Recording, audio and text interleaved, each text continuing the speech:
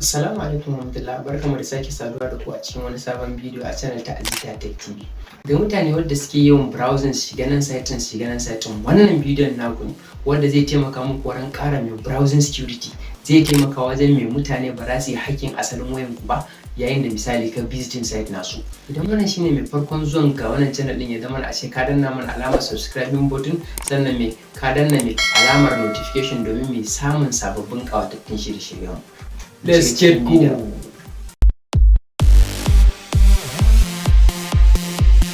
Abu na farko shine ne abin da ake ce masa mai incognito tab. Kana amfani da mai UC browser ne, kana amfani da Chrome ko Firefox ko kuma mai sauran browsers da muke da su irin su mai Alpha Safari.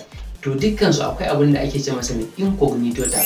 Wadda mai incognito tab yana amfani ne yayin da misali mutane da yawa suna karɓan wayanka suna shiga wasu browsing. Wannan abin zai taimaka ma yayin da kai amfani da incognito tab ba zai yi asalin storing browsing history naka ba. Ka je ka yi visiting wannan site, ka yi visiting wancan site. To idan kai amfani da wannan tab din zai taimaka ko da misali wani ya shiga ba zai ga site da kai visiting ba ko kuma duk wani history na browsing naka. But amma mai site da suka yi ka shiga mai suna da asalin document naka, azin datan ka da kai mai na wayanka ne, na IP address din wayanka da sauran duka information. Mu shiga mu ga yadda mai yanayin incognito tab yake aiki. Yau kamar yadda muka ambata na cewa mai yanzu misali wannan shine kan menu din wayar mu kamar haka. Yau wato yanzu misali mu zamu ba da misali da mai Google Chrome ne. Amma mai ga wanda suke amfani da UC browser ko kuma Apple Safari ko Mozilla Firefox, za ku ga an rubuta mai private mode, duk aikin su ɗaya da mai incognito tab ne. Yanzu misali kamar nan wannan ita ce mai Chrome din mu, na taba ta shi mun kamar haka. To wannan shine kamar misali display na kowace Chrome idan misali ka bude ta. So abin da zan yi shine mai a saman nan wajen za ku ga mai wasu dot guda uku, sai ku taba su kamar haka. Na taba sun shiga. To yanzu misali a nan wurin gashi new tab na farko kenan, na biyu an rubuta mai new incognito. To idan misali bana so browser na wannan Chrome din ta mun storing duka mai search information na, sai na shiga mai new incognito tab kamar haka. Yayin da ya bude mu wannan shine display na mai new incognito tab kenan, that's incognito tab.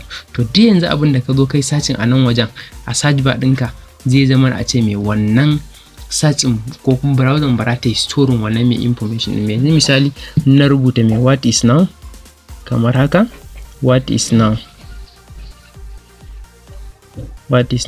sai na shiga misali kenan, gashi ta kawo mun what is now, a word used to identify any of class of people, place or thing. To yanzu misali wannan shine result din mai search ina da ne. To yanzu misali ina dawo in na dawo wannan new incognito din, yayin da nazo na taba wannan dot din guda uku kamar haka, sai na shiga history, za ga ta rubuta mun cewa mai wannan browser ba ta yi storing wannan information din ba. Yanzu misali idan ka dawo normal tab ɗinka kuma kamar haka, idan ka taba wannan abun guda biyu ka dawo normal tab ɗinka na kowa kenan, wannan shine mai asalin display ɗinsa. Ƙara rubuta misali what is now, ka ƙara rubuta what is now, sai gashi ya kawo ma result din. To amma yanzu misali kana koma kana taba wannan dot din guda biyu, gashi kana taba history, za ka ga gashi what is now yayi display cewa me history ka da ka dawo normal tab, gashi me wannan yayi storing, browser ka ta yi storing wannan mai info, wannan search din naka what is now. So wannan shine me yadda incognito yake aiki.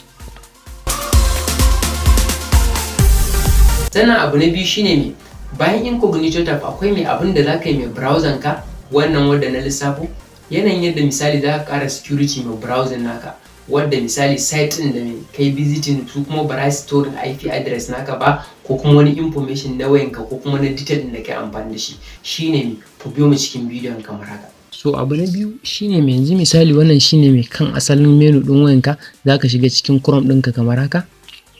Ana shiga cikin Chrome ɗinka ga dot guda uku nan, sai ka taba su kamar haka, gashi na taba.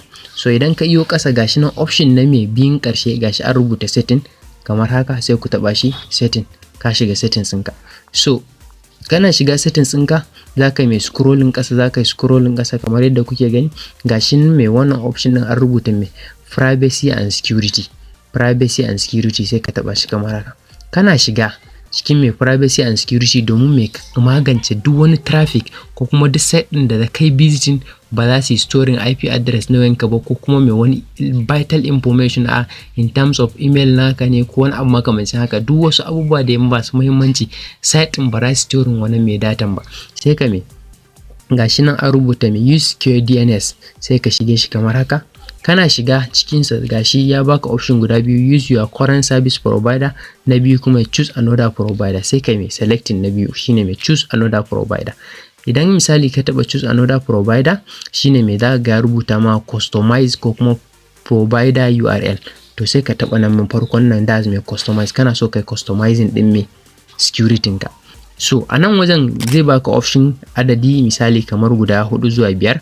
So wannan na ƙarshen shine mai wadda za ka sa kai customizing security na wayanka, yadda in ka shiga wani website, wannan website din ko kuma website din bari storing information naka ba. Wannan shine mai Cloudflare 111 in bracket kenan, sai ka taba shi. So yanzu kai customizing duk site din da ka shiga zai zama a ce ba za su storing datan ka ba